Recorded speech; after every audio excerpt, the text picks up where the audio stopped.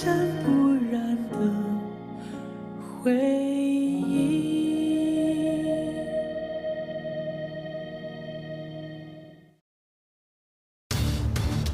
Tonight, newly appointed BLTR chief orders suspension of full cashless payments in expressways.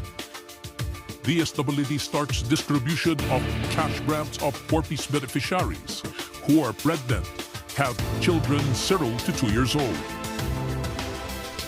President Ferdinand Marcos Jr. signs the law that postpones the PARMM elections. The Bureau of Customs seizes 44 luxury cars worth 900 million pesos from a car repair shop in Taguig. Joshua Pasio regains his title with a stunning upset against Jared Brox.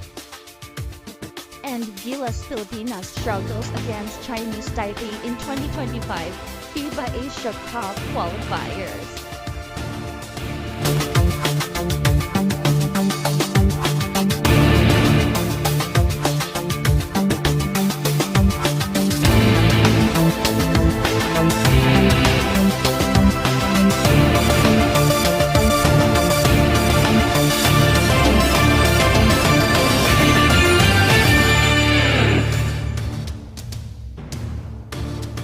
This is Nightcast.